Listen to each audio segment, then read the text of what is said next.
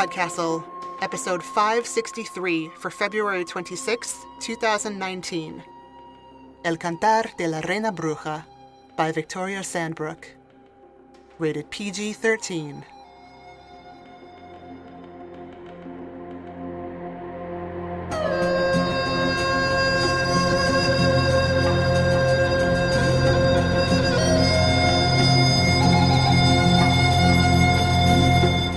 Hello, and welcome to PodCastle. I'm your host, Setsu Uzume.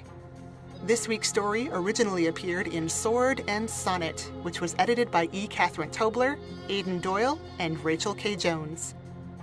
This week's author, Victoria Sandbrook, is a speculative fiction writer, freelance editor, and Viable Paradise graduate.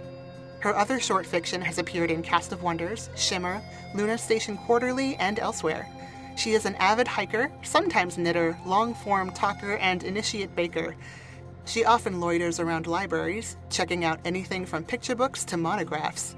She spends most of her days attempting to wrangle a ferocious, destructive, jubilant, tiny human. Victoria lives in Brockton, Massachusetts, and she reviews books and shares writerly nonsense at victoriasandbrook.com and on Twitter at @vsandbrook. This week's narrator is Sofia Quintero. Sofia Quintero is a writer and producer who tells stories that meets audiences where they are and takes them someplace better. Raised in a working-class Puerto Rican Dominican family in the Bronx and graduating from Columbia University, the self-proclaimed Ivy League homegirl has published 6 novels and twice as many short stories across genres, including YA, chick lit, and erotica. Under the pen name Black Artemis, she wrote 3 novels described as sister-centered hip-hop noir. In 2012, Sofia earned an MFA in Writing and Producing Television from the TV Writers Studio at Long Island University. She was also a 2017 Made in New York Writers' Room Fellow. In addition to developing several projects for television, she's working on her 7th novel called Cressette. Inspired by the Say Her Name movement, Cressette will be published by Knopf Books for Young Readers in 2020. Sofia will also be re-releasing her Black Artemis backlist as audiobooks. And now, gather together your battle poets and enjoy the story. El Cantar de la Reina Bruja by Victoria Sandbrook, narrated by Sofia Quintero. Mothers, hear me. I am alone but for your graces. My mistakes have bound me. My weaknesses have hobbled me. My pride has torn me from you. Alejandra pricked her finger on her rough iron chains and whispered lilting iams until all appearance of fatigue fell from her. When they came for her, she would look herself again. Well, not her true self. Not even the self she donned a decade ago to snare herself her king. What chaos there would be if her husband's guards, nay, the entire kingdom, discover that the bruja chained in the metal palanquin had been their queen these 10 years. I must hide you from the priests, Ciro has said, pallid with self-pity over his own deceit. They will burn you for heresy. Thus Alejandra discovered what husband kings do with unwilling, powerful wives. Now he risked much by dragging her on this yet unblooded campaign. But he had a rival to conquer, a widowed queen he thought to wed, with his wife's help, of course.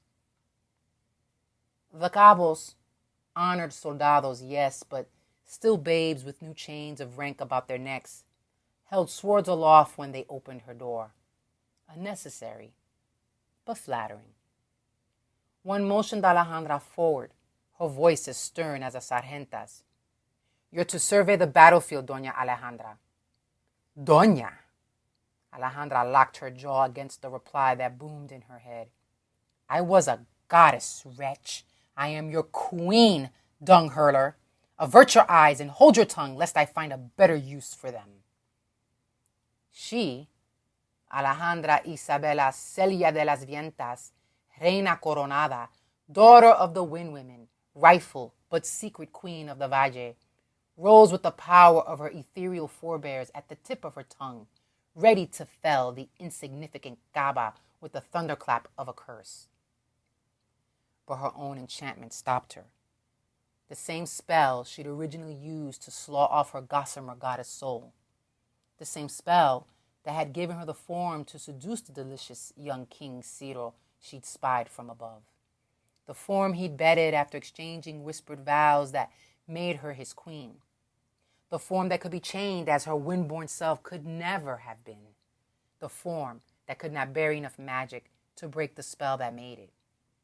So she, Alejandra Isabela Ciela de las Vientas, Reina Coronada, daughter of the Wind Women, rightful but humbled queen of the Valle, demurred and did as she was bid. I will suffer the great pain I have wrought. With a win I brought but tears and chains. With my words I will buy freedom. They skirted around the camp, parting dense, high grasses in silence. Birdsong of Alejandra's companion in the palanquin and in her tower room in the palace lilted and swirled on the breeze. The morning air was damp, cool against her wrinkled red gown. The stiff stalks tried to seed her hair with burrs and dry bits, but the shaft fell from her like dutiful supplicants. The insolent Caba behind Alejandra would have no such luck. A quarter-mile from camp, they stopped at the still bleeding stump of a newly felled tree before a field thick with mist. There stood her husband king, not yet in his mail, draped in a sapphire brocade cloak. Ciro looked younger than his 52 years, skin the firm, tawny tan of cypress thanks to the week-long march, gray-streaked hair masked in the haze, the set of his bearded jaw, eyes limned with desire. Just not for Alejandra. Ciro signaled to the Cabos to wait back in the grass. Alejandra stared into the fog as their footsteps retreated. How far away was the enemy, she wondered. Were they waiting just beyond her sight, ready to pounce? Were they still abed, assured of victory? Ciro began. Wife, Your Majesty, she curtsied. He handed her the willow stationery box. Alejandra's hands trembled as the wood breathed relief into her. Its protection spells easing. What do you ask of me today? He squinted as if trying to conjure the future from the mist. A dry field for our side, muddy for the enemy. Fog to cover the vanguard, to drive them well toward the eastern mountains. By way of reply, Alejandra whispered an old couplet to the tree stump. It transformed, offering her a lacquered desk and fine chair at which she could sit. The willow box went on top and slightly to her left. From it she drew a sheet of paper milled by lovers quarreling at midnight. A dark tincture ink of mustard seed and sheep's birthing blood. Her bone quill, carved from the crooked finger of the still living but long forgotten god that had forged her in her first mother's womb. Her quill kept time with the bird song while Ciro's impatient coughing and throat clearing cut in at ill-chosen intervals. Alejandra's lips mimed the words between breaths, ever cautious not to speak without intent. Before her, the Cantar de Gesta, the song of great deeds, formed in layers, as if each syllable, each line peeled back another length of mist-covered field toward the enemy. Alejandra reached the end and spit on the paper. She rolled it tight and licked where the seal should have gone. The paper singed and fused. Then she handed it to the king. Tie it to a burning arrow, she said, lit with a flint by a man on a gelding. Shoot it toward the enemy as you signal the charge. His finger brushed the charmed seal and she clucked her tongue. You know what happened the last time you read one of my poems, my king. Ciro ran the same finger along the line of her jaw. Yes, it took me long enough to break free of your thrall, didn't it? The hem of his cloak brushed her hand. He was looking for something in her face. Alejandra did not blink. You have a great reward coming if we win this war. His voice was soft. He always was a fine seducer. Yes, Your Majesty. She hid her hope where she'd long ago buried it inside her. Her answer was rote. Cyril seemed not to notice. You've waited a long time, with more patience than I thought you had in you. Yes, Your Majesty. Steady breathing. Steady. Easy. He dipped his head until his lips were against her ear. I have missed you in our bed. What a shame that you never bore me an heir. At least we know Queen Emily, mother already to a royal brood, will be more equal to the task. Alejandra told herself to stay cold, cold like a decade of nights in that tower room alone, cold with fear, if that is what it took. Though it was fear of failure ahead, not of the past, not of him. Yes, Your Majesty. He stepped away and called the gobbles from the high grass. He looked toward the battlefield instead of to her. Then it is a good agreement we have reached, Bruja. Surely we will neither of us find fault with a positive outcome. Yes, Your Majesty. Carry my words if you cannot carry me. Grace them with speed if you cannot grace me with hope. I will burn from this earthbound life a new sky for myself. The battle was won under cover of an uncanny mist. Alejandra's relieved tears surprised her. After so many years with only the most quiet power within her grasp, she had doubted herself. But maybe her mothers were with her, just hidden on the subtle breeze. The enemy retreated east, but settled camp with a wide, fast river between themselves and the Vagian ranks. Alejandra stared at the firefly lights of their cook fires from her stone desk in the river shallows, water raging at her feet, loose hair blowing about her shoulders. Was Queen Emily looking back at her? By the light of Cyril's lantern, her bone quill etched lines in shell blue ink on thirsty linen paper that gulped the pigment. She kept her eyes on the opposite bank as she delivered the balada, folded and tied with a hair from her head. Ford the river at first light with this braided into your stallion's mane. Let no horse ahead of yours. After the army has crossed, push the paper into your wineskin and pour out a measure on the first man you kill. Ciro smirked. What if I kill a woman first? Alejandra kept her face a mask. Then wait for a man. But drink no more. You must pour the rest into the river after the battle. When you return to camp, the skin will be full again. The king shook his head and looked at the unalarming paper. All that from a poem? I know no other way to cross a river once the bridges have been burned, nor another means of tormenting our enemies' dreams after the battle. Alejandra turned back to him, eyebrows raised. Unless you preferred to change your orders, Your Majesty. Cyril chuckled. The fresh air has given you some of your spunk back, hasn't it, Ale? This time next month, you might be free again. May our enemy fly swiftly before your sword, Your Majesty. 6 battles, 6 spells, written beneath canvas canopies, astride fallen logs, scrawled in mud ink and saffron paste on papyrus and vellum and pressed pulp, blessed with tears and dandelion down, offered on the battlefield by man and woman, by fire's heat and icy gale. The camp bards wrote much of the blessed campaign of Ciro, king of the Valle. He hid his army in the thinnest morning mist. His horse crossed the raging Sijotar river in a single bound. A great cat prowled his fields of battle, granting swift deaths to all who fell. His foe fled in terror every time they met, seeding villages and towns and cities, bleeding soldados and civilians alike. In the fantastic revelry, Oli and Alejandra understood where magic ceased and fear took hold.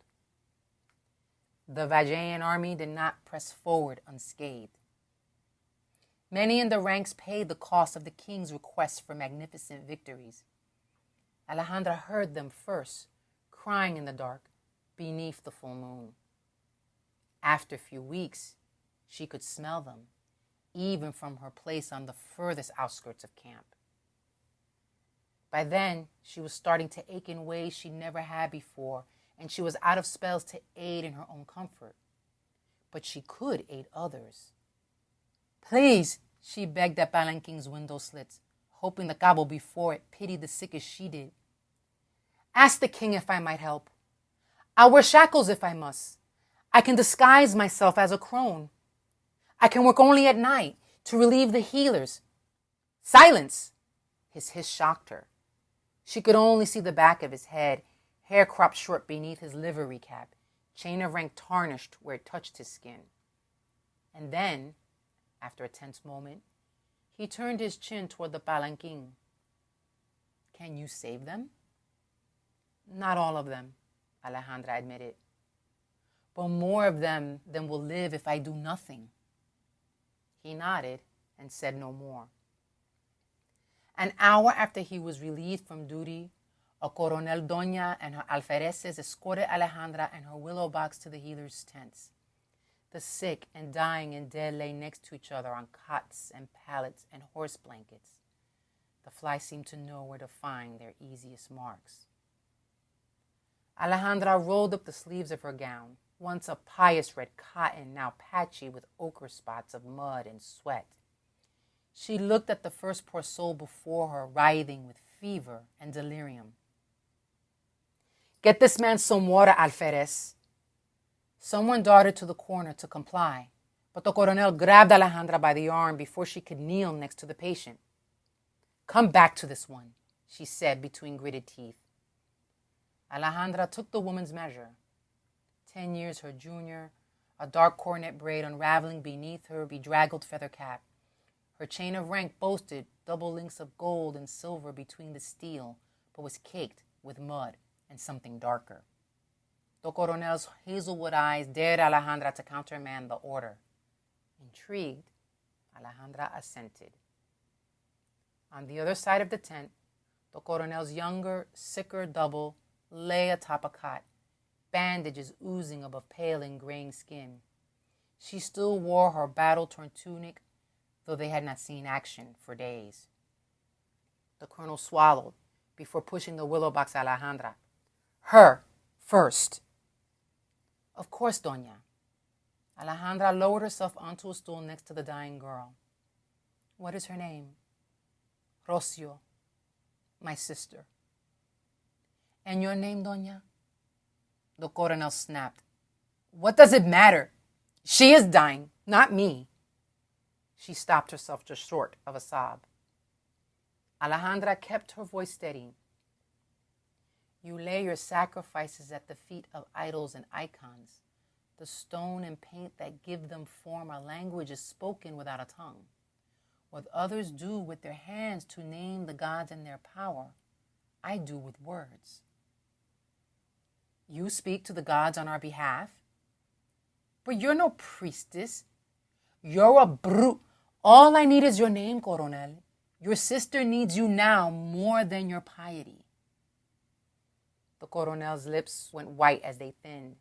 She brushed a thick curl of hair off her forehead. Pilar. Alejandra bowed her head. Then I will work as quickly as I can. See that you do. Alone with her patient, Alejandra chose a tincture of willow heart, ash from a priestess's funeral pyre, and petals of the rare black flowering cherries that blossomed in mournful clouds on the Vallean mountains every 30th spring. She removed the largest bandage, shushing Rocio's whimpers. Then she dipped her bone quill first in tincture, then in blood, and began her work. The spell wrapped first around the sword wound in Rocio's torso, its lines fracturing only with punctuation and rhyme, the iams lining up just so as Alejandra worked in the round. The vial of tincture ran red, then crimson, as the nib mixed brew and blood. After 3 circles about the wound, Alejandra's Master de Brujeria sprawled outward, tracing organs and infection. The confining meter of the Cuaderna Via was not her forte, but Alejandra fought through it. When the sword wound began to dry, then close, Alejandra pressed the nib deeper to draw forth Rocio's blood. There was still a fever to fight.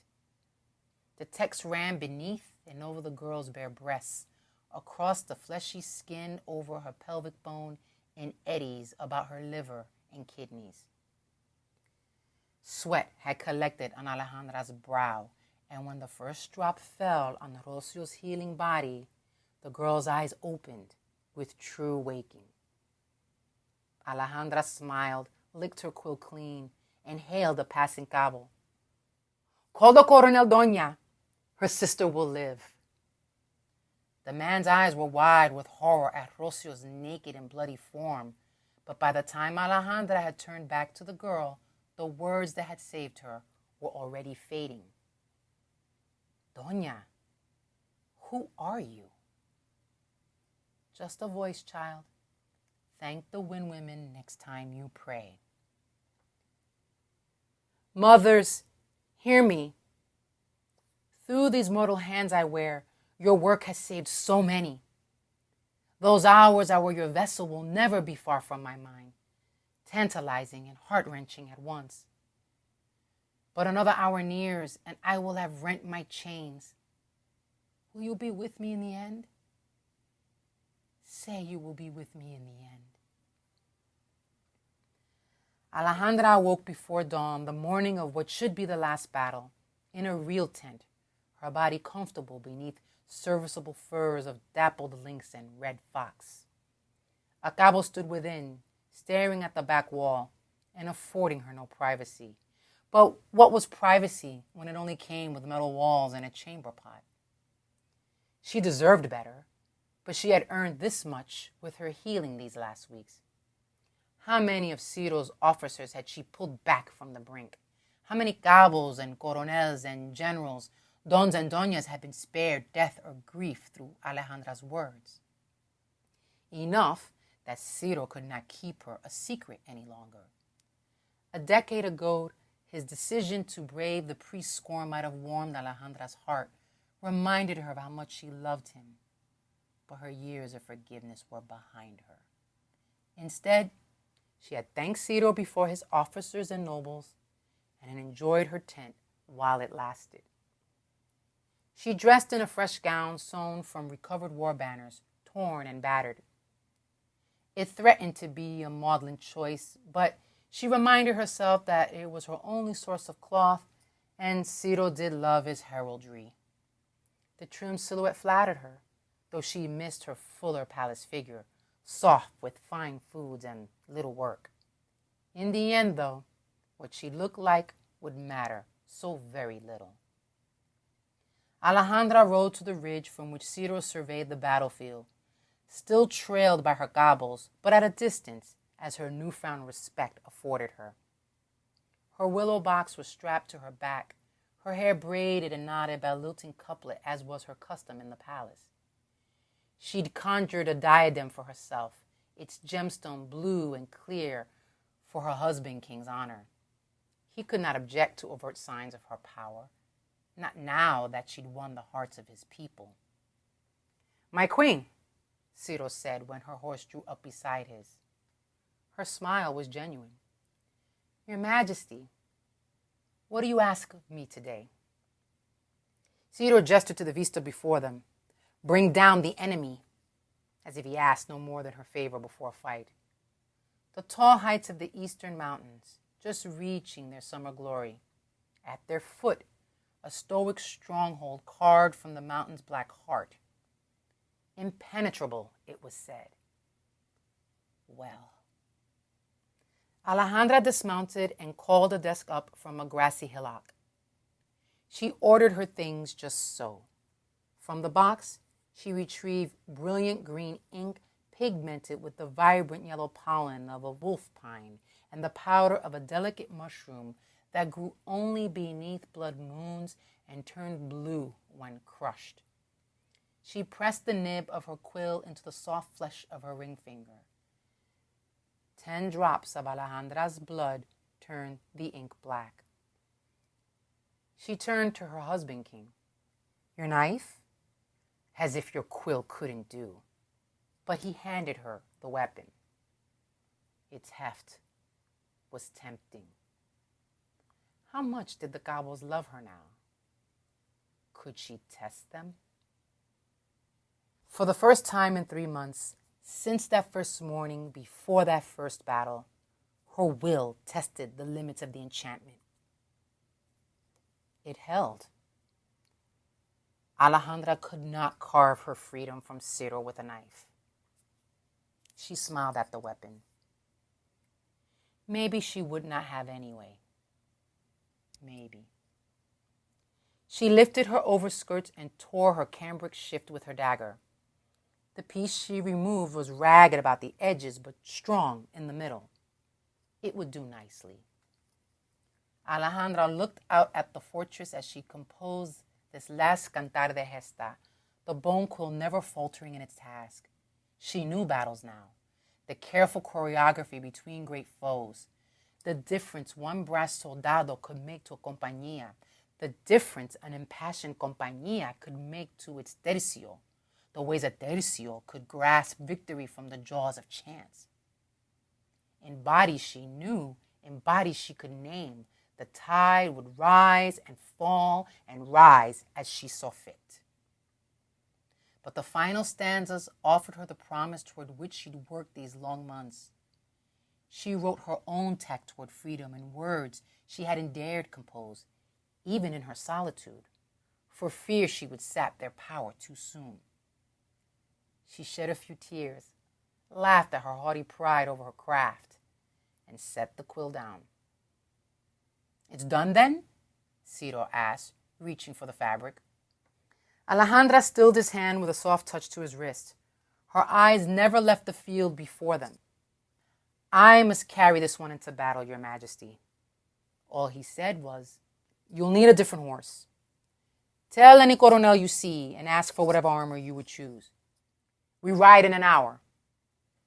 She'd expected him to deny her, but he did not. Was it trust? Willingness to risk her for his ends? Did it matter? Luck or chance drew Coronel Doña Pilar to the stables just as Alejandra arrived. The coronel did not take her king's orders to heart. You cannot risk yourself, dear Doña. What would we do if you were killed, captured? Alejandra smiled and looked the few free horses up and down. There is work to be done on the field. No one can see through this task but me. Then, to distract Pilar as much as herself, how is your sister? Well, the coronel fell into step behind Alejandra. She's still confined, but finds it hard to complain of spending every waking hour with her son. I would not be so easily kept abed. Nor I. They shared a smile. Then Alejandra stopped before a chestnut mare with a scar beneath one eye. The horse stopped prancing and took Alejandra's measure. This one should do. There is no better horse in this army, Doña. Pilar's voice was strained. She has never led me wrong. Too many coincidences. Alejandra's eyes stung and her chest constricted. Her mothers were with her. Mothers, hear me.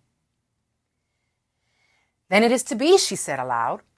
The coronel's jaw gaped. Go back to your sister and nephew. Do not set foot on the battlefield this day. But my compañía, I will explain. The king will not gainsay me now.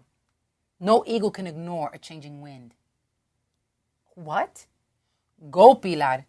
By nightfall, the tale will be told, and you'll be glad to be alive to hear it. Please do not forsake me. Alejandra was unarmed and unarmored when Ciro called the charge. He insisted she keep away from the vanguard, that she had no place in the first lines. She instead led Pilar's compañía, which trailed a great siege engine. Boulders had been flying toward the fortress all morning, but everyone had shattered against the walls. The enemy's army, bedecked in black as deep as their stronghold, flooded out of the gates to meet the charge, the debris be damned. When the first clash of swords rang back through the tercios, Alejandra stood in her stirrups. The king's bannermen were in the thick of it, which meant Ciro was too. Her hand went to the spell tucked beneath her belt. It was time. "Hold here," Alejandra shouted to the soldado behind her. Acaba protested, but the queen ignored her and urged Pilar's war mare into a gallop. The clean, unbroken tercios formed alleys through which she rode toward the fray. A wind ran down from the heights behind the Valleans as if to speed Alejandra on her way. She wanted to face it, to throw her arms wide in welcome, but she did not falter. Even as the sounds of death met her, even as flying boulders whistled overhead and their horrifying pounding made her tremble, even as she caught sight of Ciro, unhorsed, locked in battle, his banners drooping in the hands of dying cabos. The mare pressed through the fighting. The bards would later argue whether it was chance or grace or the power of a beautiful woman riding like the wind women that kept horse and rider from harm. But Alejandro knew she was blessed. Ciro looked up as she caught a banner in her hand. He shouted at her, unintelligible over his battle rage and the screams of good people dying on good swords. Alejandra unfurled the cambric spell, tied it to the banner pole, and raised it high above her head. She shouted one powerful word, both mundane and magical, in the same breath. "Yield!" The field fell still in waves.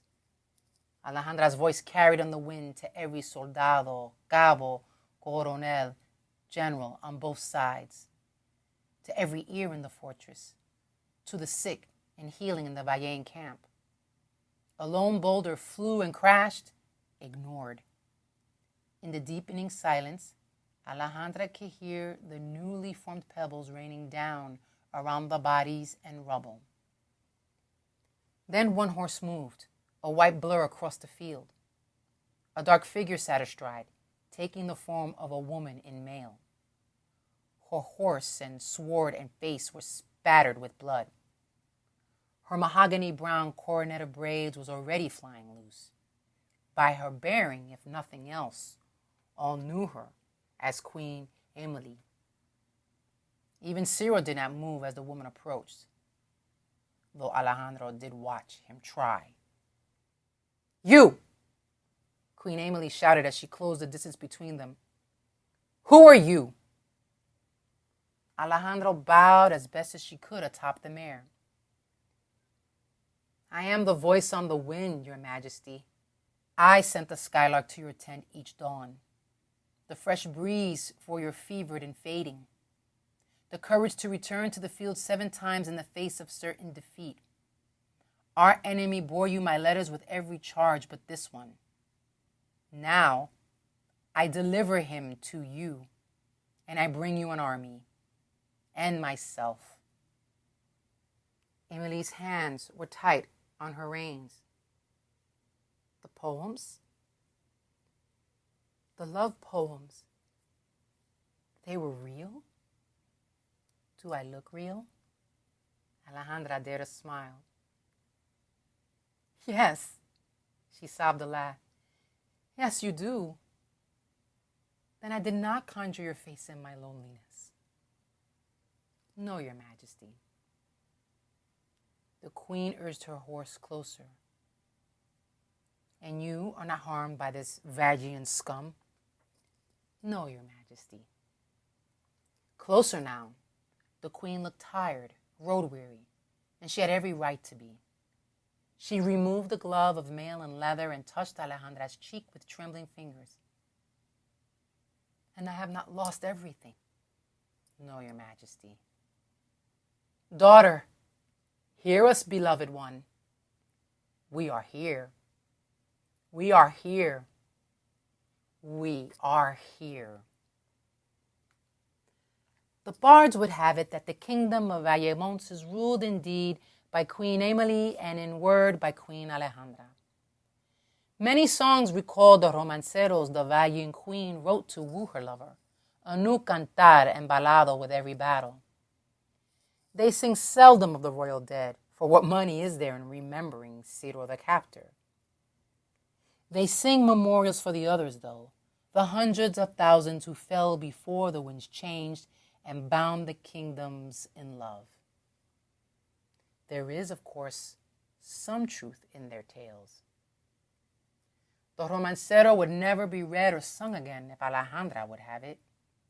She knew too much of battles to wish such a book of such spells to be left for Emily's children. But she writes her consort queen poems, just poems, to assuage the loss of those first heartfelt pleas.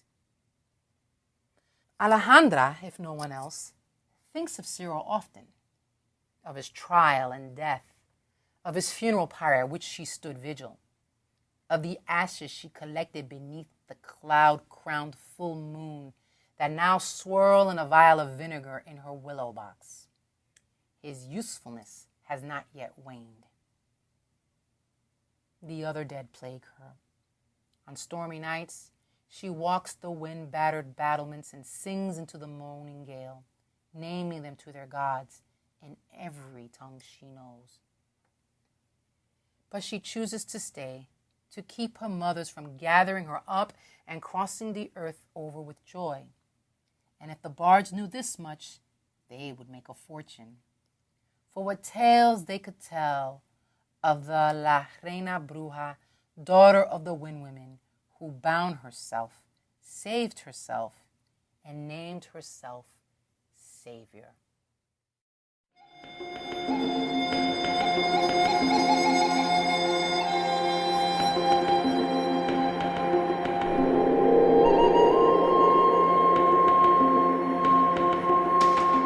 And welcome back. Victoria had this to say about her story. This story started elsewhere. I sat down to write something for Sword and Sonnet, the Battle Poet anthology, and the story I started just didn't work. So I told a friend about a story I wished I could write, this one, from the hook to the twist, and she told me in no uncertain terms that I needed to make it happen. Alexandra and her magic hit the page that evening, and there was no going back. This Reina Bruja had me thinking hard about other Attic wives, and narratives they can reclaim with their fearsome power. I can't wait to tell their stories too. Neither can we, Victoria, so you'd better write them and send them to us, or at least tell us when they're coming out. That was our show for this week.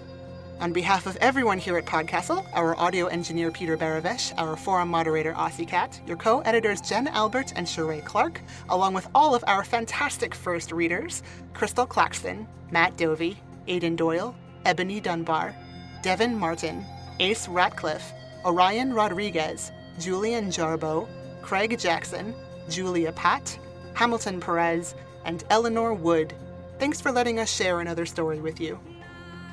PodCastle is part of Escape Artists Incorporated and is distributed under the Creative Commons Attribution Non-Commercial No Derivatives 4.0 International License. Feel free to share it, but don't sell it or change it. If you like what you heard, head over to patreon.com/EAPodcasts and subscribe. We'll be back next week with another tale. See you then.